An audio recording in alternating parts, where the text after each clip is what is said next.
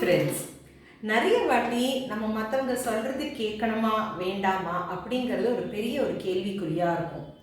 யூஸ்வலாக யாராவது நம்மள்கிட்ட ஏதாவது சொன்னான்னா நம்மளுக்கு ஃபஸ்ட்டு ரிஃப்ளெக்ஸ் என்ன இருக்கும் அப்படிங்கிறதுனா டிஃபென்சிவ் மோடு தான்.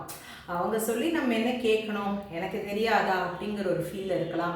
இல்லை என்ன எப்போ பார்த்தாலும் அவங்க நம்மளை குத்தம் கண்டுபிடிச்சிட்டே இருக்காங்க, நமக்கு பண்ணுறது தான் கரெக்டு அப்படிங்கிறது நம்மளோட மனப்பக்குவம் இருக்கலாம். ஆனால் ஃப்ரெண்ட்ஸ், யோசிச்சு பாருங்கள், எல்லாரும் எல்லாரையுமே திருத்திட மாட்டாங்க.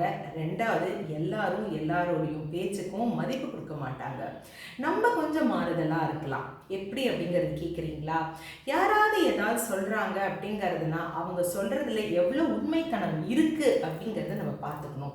ரெண்டாவது, அவங்களோட நம்மளோட ரிலேஷன்ஷிப் என்னதுன்னு பார்த்துக்கணும். ஏன்னா அந்த ரிலேஷன்ஷிப் நிஜமாவே உண்மையான ரிலேஷன்ஷிப்பாக இருந்தாங்கன்னா அவங்க நம்ம சொல்கிறது நம்மளுக்கு நல்லதாக தான் இருக்கும். ஸோ அவங்க சொல்கிறத நம்ம காது கொடுத்து கேட்டுக்கலாம். ஸோ கண்டிப்பாக நம்ம மற்றவங்க பேசுகிறத நம்ம கேட்டுக்கிறது அப்படிங்கிறது ரொம்ப இம்பார்ட்டன்ட் தான்.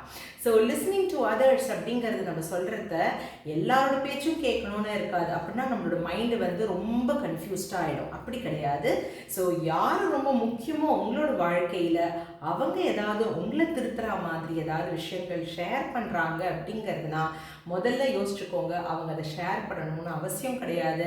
அந்த அளவுக்கு எஃபர்ட் எடுத்து எனர்ஜி எடுத்து நீங்கள் நல்லா இருக்கணும் அப்படிங்கிறதுக்காக தான் அவங்க அதை ஷேரே பண்ணுறாங்க. ஸோ நம்ம என்ன பண்ணணும் அந்த நேரத்தில்னா, நம்ம ஏதோ தப்பு பண்ணியிருக்கோம் அப்படிங்கிறது நம்மளுக்கே ரியலைசேஷன், செல்ஃப் ரியலைசேஷனில் இருக்குது அப்படிங்கிறதுனா அதை புரிஞ்சுட்டு அதுக்கு நம்ம என்ன ஸ்டெப்ஸ் எடுத்துக்கணும் நம்மளை திருத்திக்கிறதுக்கு அப்படிங்கிறது தான் ரொம்ப முக்கியம்.